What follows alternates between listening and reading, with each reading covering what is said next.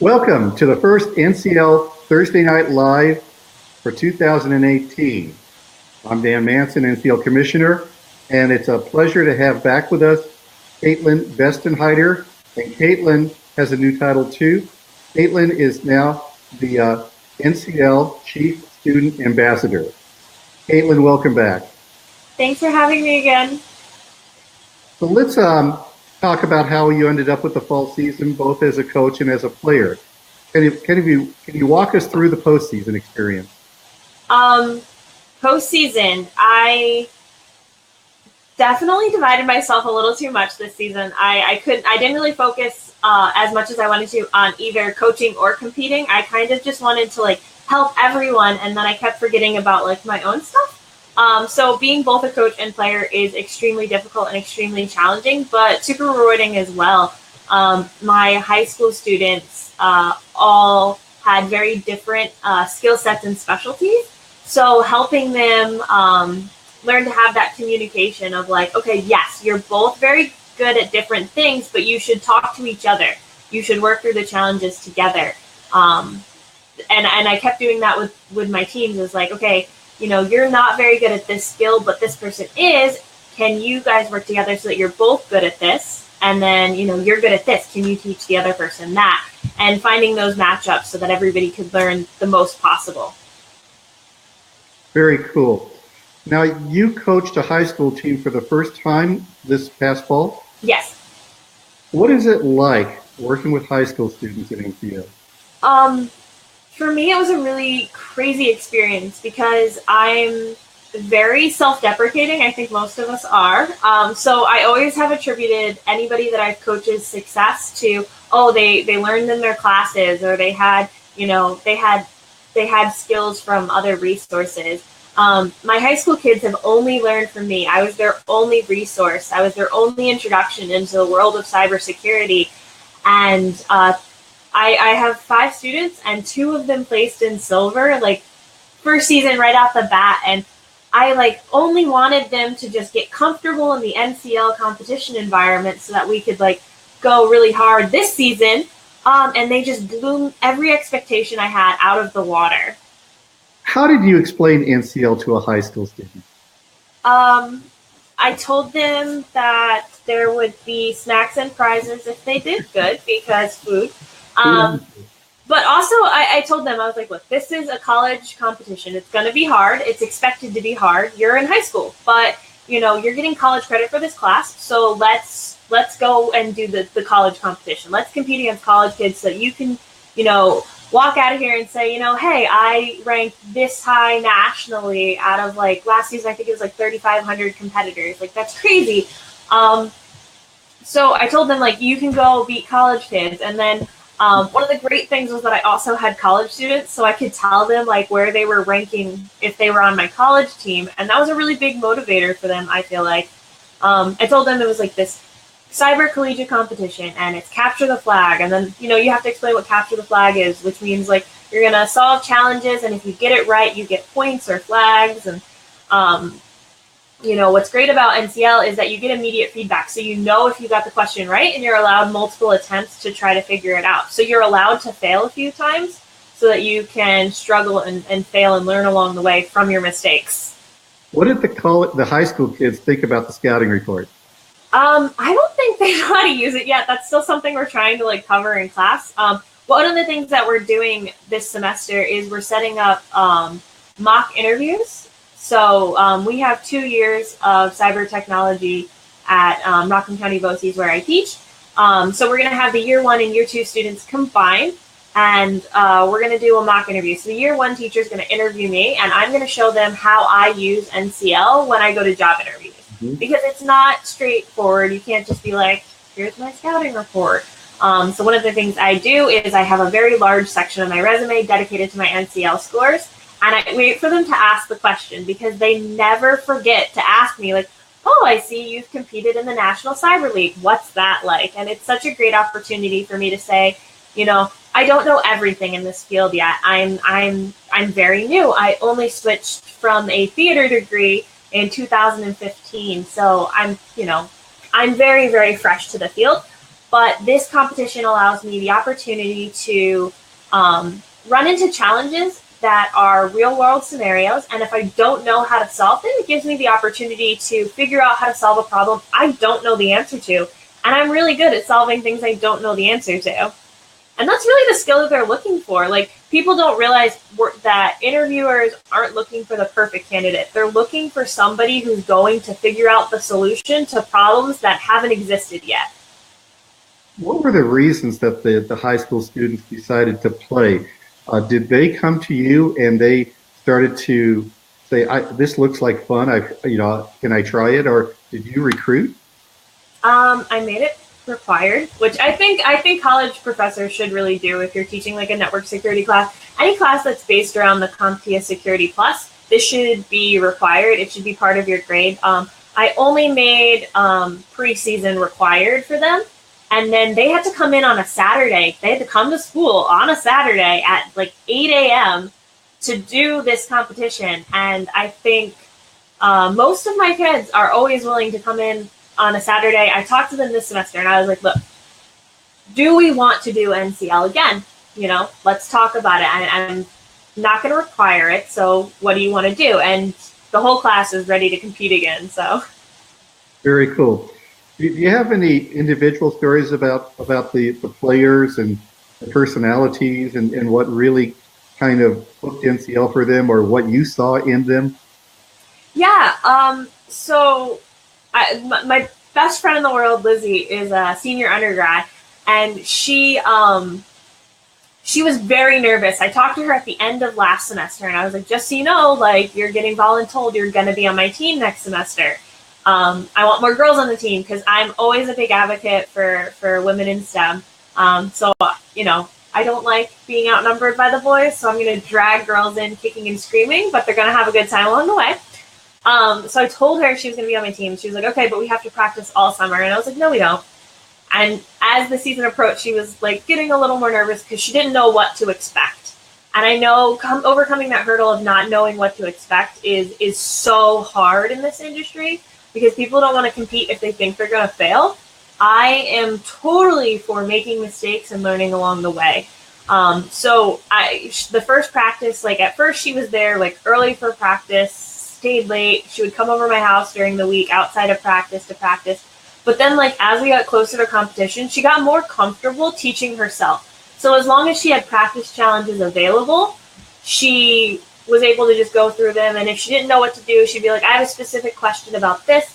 But she didn't feel the need to be in the room and have me guide her through things as we got going. And that's the thing that you have to learn is like just how to catch yourself. And then my high school kids for postseason, they each had a different like specialty. And it was so great for them to like figure out their specialties and then to pair them up and make them work together so they could share knowledge.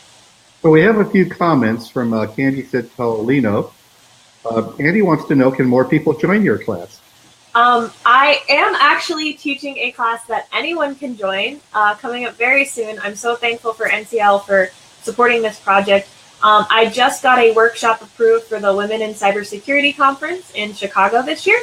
It's called NoobSec to Cyber Champion, Hacking the National Cyber League for Success.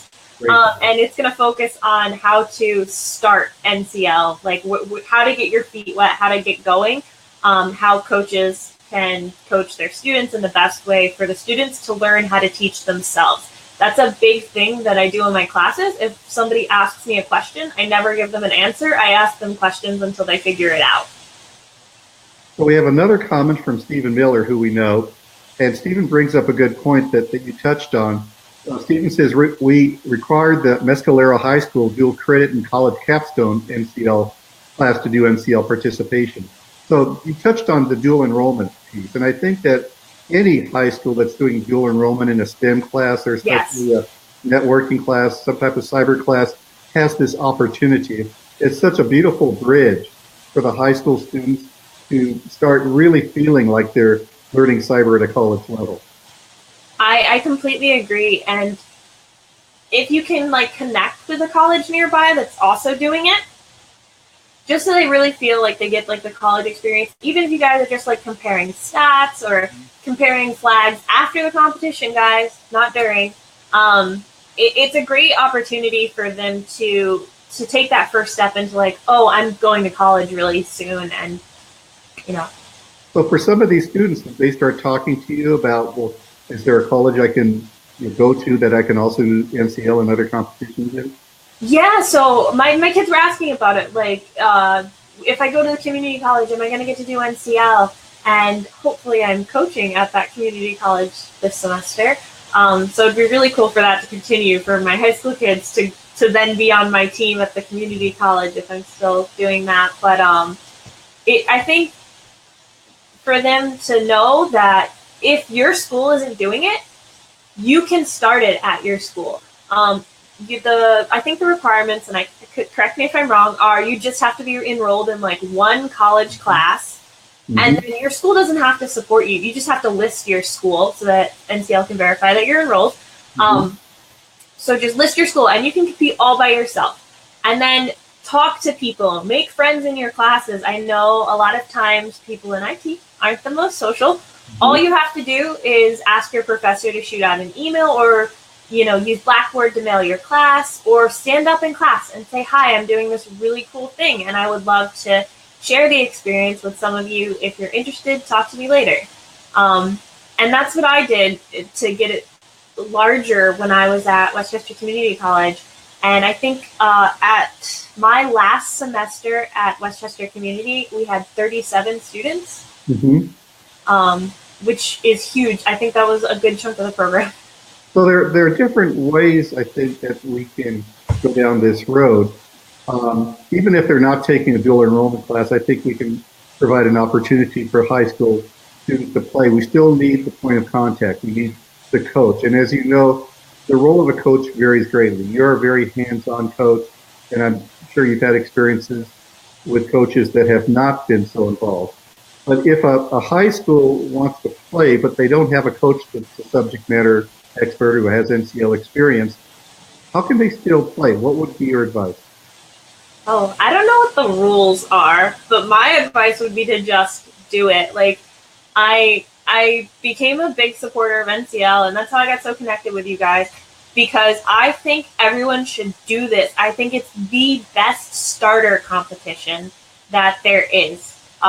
It's really designed for the introduction into this field, but also with real world scenarios in very accessible ways. The easy questions are meant to give you the breadcrumbs and the starting points to start thinking about the harder questions, and they really build on themselves. So I don't know what the rules are, but I would say get a group of your friends and sign up and go for it. I'm trying to work on my workshop material, and very soon, as soon as I have it finalized, it will be published on my blog. The starter pack, what skills to start with. And like I try to tell everybody all the time, there's a category called open source intel, and open source intel is literally information you can go Google. And it's such a great category to get started in because it's kind of easy points. And if you can capture a flag, you're doing better than the people who didn't try at all. It's like the silly metaphor, like you're already ahead of, no matter how slow you run, you're already ahead of the people who didn't get off the couch. And, there's analogies in different sports too. If you never go up to bat, how do you know? Yeah. If you go up to bat and you strike out, you've had a chance at bat and you learn from it and you get better. Yeah, and you'll, just swinging your bat, even if you miss every single time, you're going to get better and stronger at swinging that bat. So it's the same thing when you sit down at your keyboard and, you try your hand at this. And I can't say it enough. Really, NCL is the best place to start if you're unsure or scared about competing, because there are the easy, medium, and hard. You shouldn't go in expecting yourself to do the hard challenges, and that's okay. Go in with the expectation that you're going to attempt every easy challenge in the game. And you might not be successful at every one, but you're going to get way more than you think you would. We have another comment here from Ozzy. I'm new to the cybersecurity field and participated in the last NCL season, for which I got a certificate. Of what use could the certificate be, and the whole NCL idea in general? Put the certificate on your wall and feel like a boss. The certificate I don't think is super useful. It's more like, yay! It's like a participation trophy. It's great. But the real thing you want is your scouting report, and you should have gotten a link to that in your email, I think, this semester. But either way, that scouting report, I bring it as a supplemental to job interviews, and I offer it, additional information available upon request is a line in the NCL section of my resume. And when they ask for additional information, I try to cite, like, I came in X place in this category because I really like it. And I struggled in this category, but I actually came, like, in this place nationally and this place within my bracket. And the great thing about the bracketing system is, even if you scored in the bottom 50% overall, you might have scored in the top 100 for bronze. And that's great. That's still really good because that's competing at your experience level. One thing I love about NCL with the scouting report, and now that we have both spring and fall seasons, if someone starts in high school, even if they start first year of college, they can play 6, 8, 10, 12 seasons, and they can really see their progression. Yeah. My initial scores are only on my resume because it shows how, guys, I was so dumb. I didn't even know you could use Google the first season I competed. I thought this all had to come from your brain, and it's like, I didn't know anything, and I was like crying my first season. I'm not gonna lie, it was not pretty. I thought I was too dumb to be in this major, and I went back to school the next day with the intention of dropping out. And thankfully my coach was like, you didn't Google it? And I was like, I didn't know you were allowed to. I thought it was a test. It's not a test. Because in the real world, if you don't know the answer, you can use other resources to figure it out. And NCL allows you to do that. So use the other resources, figure it out. But just the exponential growth on my resume got me an interview with Google. So, they knew I wasn't the best, but they knew that I learned really fast. For your high school team, were they all seniors? Did you have any juniors? Were they different ages? Because of the way our program is set up, they can join Cyber Tech 1, which is based on the A+ certification, their junior or senior year. And then if they completed A+ as a junior, they can go on to Security Plus as a senior. So all my guys are seniors. Okay, very cool. Do you think that in the future it might even be an opportunity for those who aren't seniors to start? I'm hoping, and we're looking into it. Of course, we have to get all of our curriculum into the year, so we're looking at testing schedules right now to try to schedule the year 1 students to compete and have the year 2 students be team captains.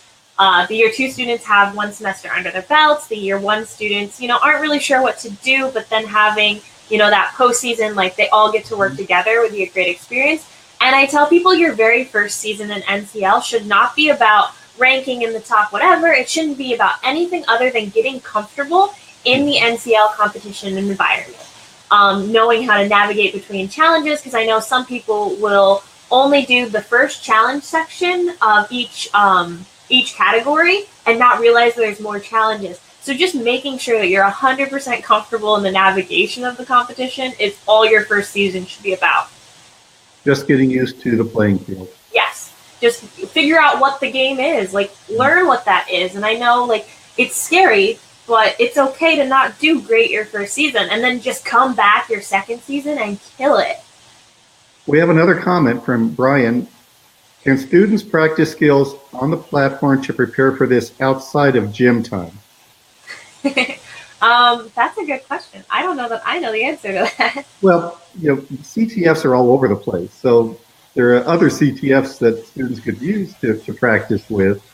So maybe that's one thing to consider. But just to get used to following the process of solving puzzles. Yeah. As a coach, I know that I have taken documentation of all the competitions that I've competed in. So I have most of the questions and answers from previous seasons, but I use that to kind of create like my own challenge sections. So of course, like I love to make cryptography questions. So I'll use the challenges that you guys have as the samples, and then I'll make new challenges, the exact same type of challenge without reusing your questions. Mm-hmm. And then I give those to my kids to have them compete in. And it was so funny because you guys reused some of the material and they were like, these are so familiar. And I was like, yeah, I wonder where those So in addition to the NCL platform, there's open source platforms for CTF. We've used one for middle school and high school kids, the Facebook open source CTF platform. And Brian, if you want to reach out to me, I'll be happy to connect you to how you could try the Facebook platform out. But in a sense, you can kind of grow your own gym practice environment if you want to just get used to solving puzzles. Another thing that I would recommend is to get really, really good at Excel. Because I use it in most challenge sections because I don't really know how to do it any other way, but I know I'm really good at Excel and I can manage data in Excel and log analysis. I know there's other tools. I know I should be better at this, but I just use Excel and I'm really proficient at it. When I make my word banks for password cracking, I use Excel. Sometimes I write little scripts in the Excel program to do different types of ciphers. Like, I use Excel so much. And there's so many resources to get good at Excel. We have another comment from Stephen that they use the NICE Challenge and InfoSec Lab puzzles. So that there are puzzle environments out there. But I do think once you get into NCL, the competitive juices and just the excitement is much greater. Yeah, get good rest, eat good, drink water during the competition. These are things I forget to do. I've gotten to the place where I set up like a little snack station. I thankfully have 2 desks in my office. You can't see the one over here with the mess. Mm-hmm.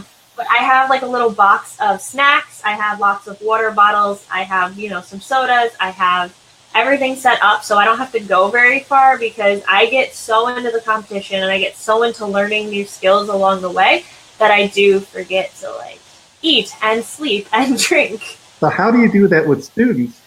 Because especially, younger students, they're not used to doing something for a long period of time that really requires this level of focus. And I'm sure that you see the frustration in them. How do you deal with that? It breaks my heart when I see them so close to an answer that I can't even give like gentle guidance. So a lot of times I'll help my kids by talking through it, like, okay, what are we working on? Where are we stuck? What could we look up to move forward? What do you think the next step is? What can we Google? Just asking questions to help them think without giving them the answers in any way. So when I see them so stuck and they can't figure it out and they're frustrated, a lot of times I'll tell them, maybe you should get up and take a walk, clear your head, go outside, get some air, get some water. We provide pizza when they come in on Saturdays so that they like remember to eat, so we know they've eaten and they're not, starving. And honestly, I just like hope for the best. Like, I tell them these things, but I don't know how to, as a teacher, to get them to do things at home. But you're really preparing them for something in their future. So yeah. The fact that they are struggling is kind of a good thing because they get used to the joy of struggling and the eventual benefit. Yeah, because in security, the industry is changing and growing so rapidly, and there's new security threats every day. You're never going to know all of the answers. You have to know how to figure things out that you don't know. Mm-hmm. And I think that's my favorite part about NCL is I don't know a lot of the things that I'm doing, but I keep fumbling through. So when we started NCL, we were focusing on college students, especially community college students. And I still think it's a tremendous opportunity for anyone taking a college class. We have a comment. I'm currently enrolled as a cybersecurity graduate student. I'm more interested in how this can be translated into something tangible I can add to my resume of how this can help open up opportunities for me in the job market, which is really something that personally you're closer to. Yeah, I am a graduate student, guys. I graduate from Pace University in New York in May. I'm really excited. Ironically enough, one of the classes I'm taking is like almost the same as the class that I'm teaching, just on a more advanced level, so it's really cool. I get to learn new things to add to my classroom.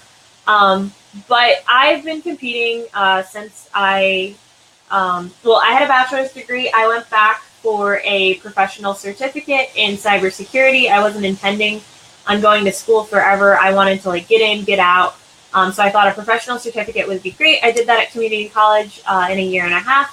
in that year and a half, I got into NCL, and I was like, you know what? I'm not ready to go into the workforce. I feel like there's so much more for me to learn. I got exposed to what the workforce was like because of NCL, and I knew how much I had to grow still.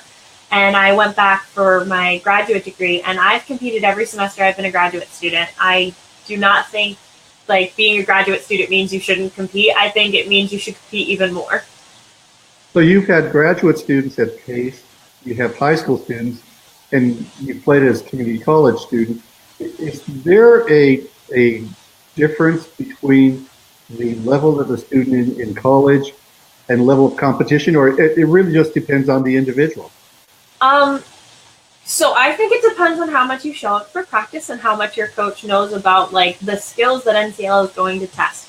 Because if you know how to approach problems in a very specific way, for this competition, you're going to do better. So my high school kids, I have high school kids who beat out my undergrad students at university. I have, graduate students who, blow it away. I think it all depends on how much you're willing to struggle, fail, and learn from your mistakes to achieve even more than you thought you could.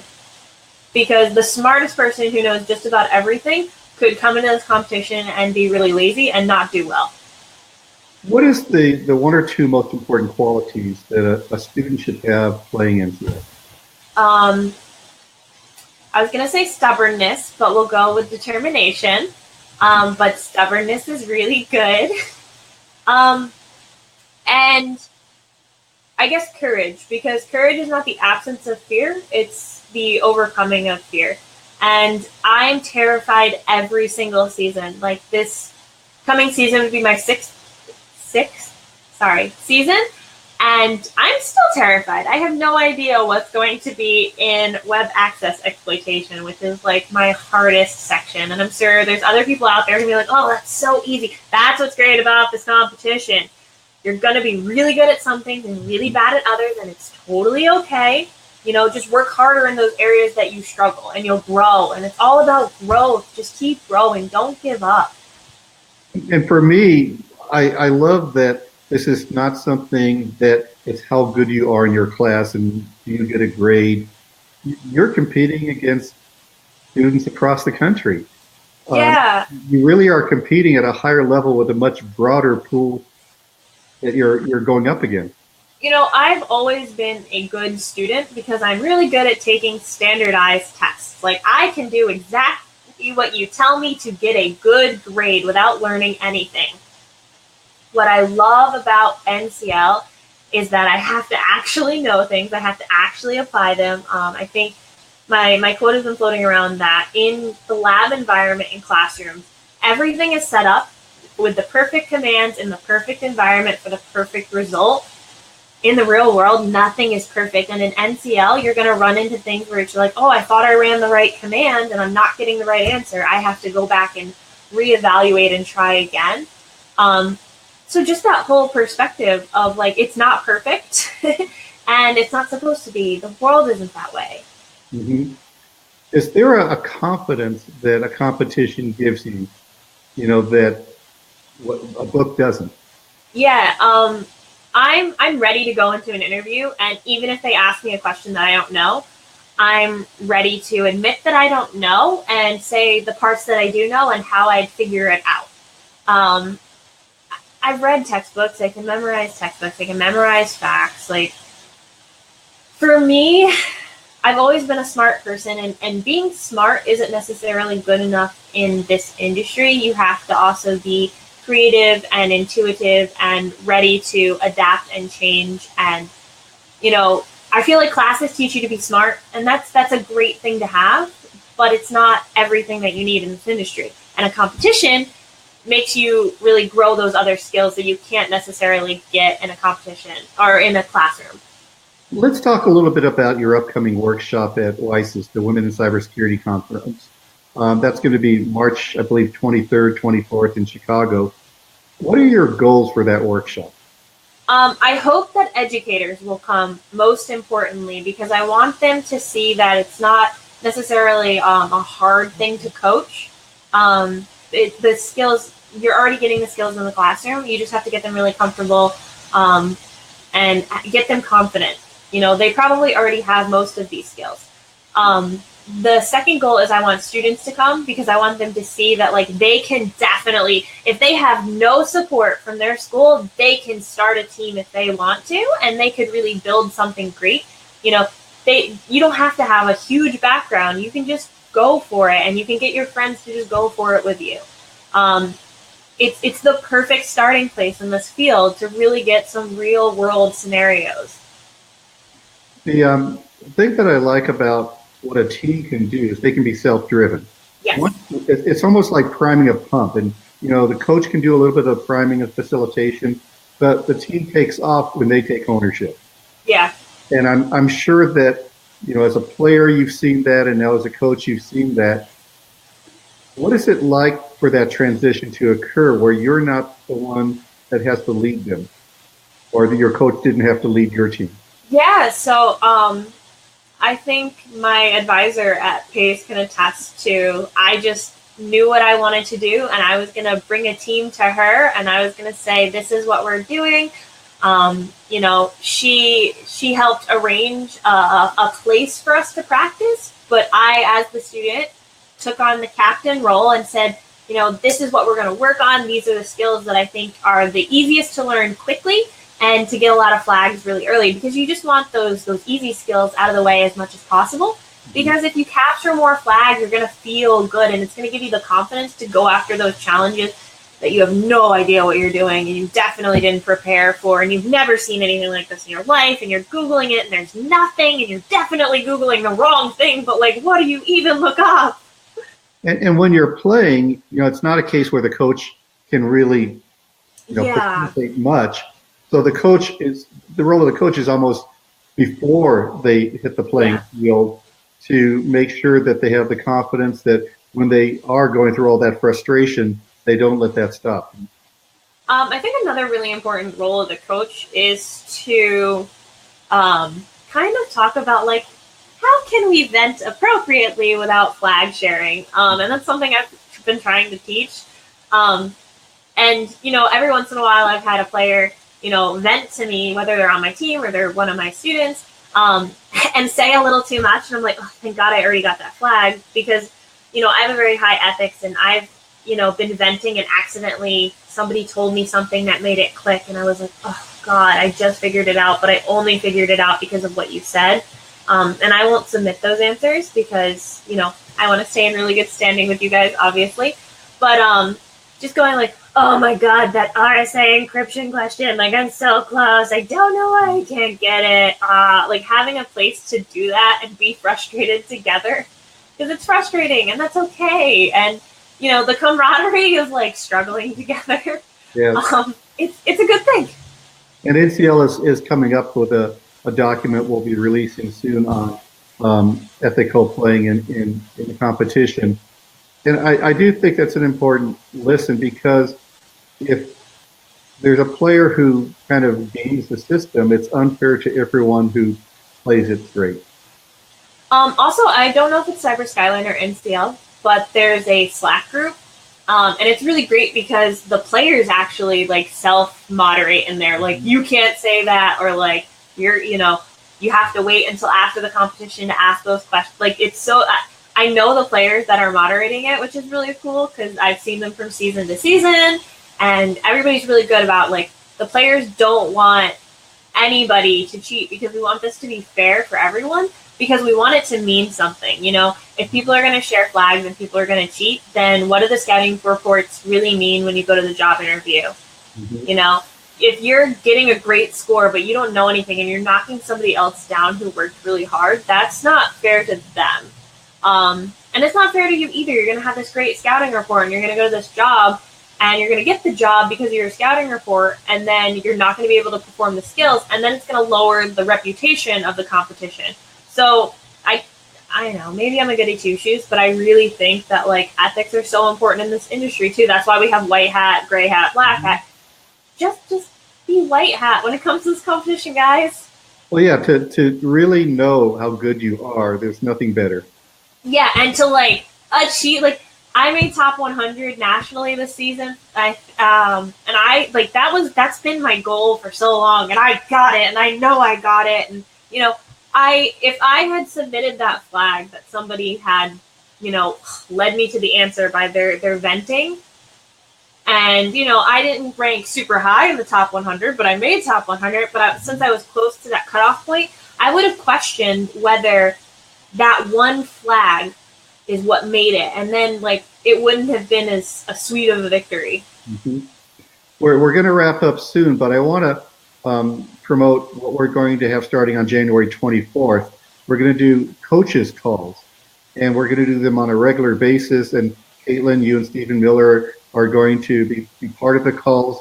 In terms of the coaches calls, as a coach, what is it that you think we can do for the community of coaches? I hope that it's just a really good resource for anybody who's on the fence. I don't think anyone should be on the fence about this. So having the opportunity to just like answer those questions to help if you are on the fence, push, shove, drag, pull, whatever it takes to pull you over onto the side of the fence where you get your students competing, because I don't think there's anything better out there.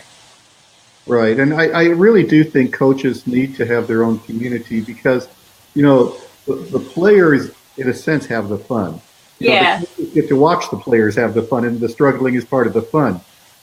Well, Skyline actually has a way where, like, if you're a coach and you're really interested, you can, like, do the challenges just to see, like, if you can beat your kids, and also to give them, like, they can see your stuff too. So it's really great if you're just like a couple of points ahead of them and they just keep like, oh my God, I only need one more flag to beat the coach. And then they get that flag. So then you get another flag. And it's a really great, like, okay, it's a little underhanded, but it's a really good motivator. Yeah, it kind of builds the same community that, if you're playing on a basketball team and the coach used to play basketball or still really enjoys playing basketball, the coach can show you, this is how you make the shot. This is how you, do the free throw. This is how you go up and down the court. So the players feel that, the coach knows what they're doing. Yeah, I definitely, I've had coaches that have competed and coaches that haven't competed. And I definitely feel a stronger sense of community as a player when my coach, like, at least tries. Like, we know you're busy. We know you already do so much for us. And as students, maybe most students don't appreciate it. But I want to say from the student perspective that a lot of us do appreciate it, even if we don't show it in any way, shape, or form. But when you go the extra step, just to show that, like, you're actively trying to be a part of the competition, it goes a long way, but it also gives the students trust that the current way that NCL is testing you. Because I feel like the challenges have grown and evolved. Every season that I've competed, they've been a little bit different. And, when you skip a season as a coach, you might miss out on some really good practice material that teaches a skill that, isn't in another competition, because they do vary and change so much. Kaitlyn, it's always a pleasure to chat with you. I'm very excited about where we're going to go with NCL, and we'll have our first coaches call January 24th, 2 p.m. Eastern time, and we'll continue with Thursday night NCL this season. Thank you.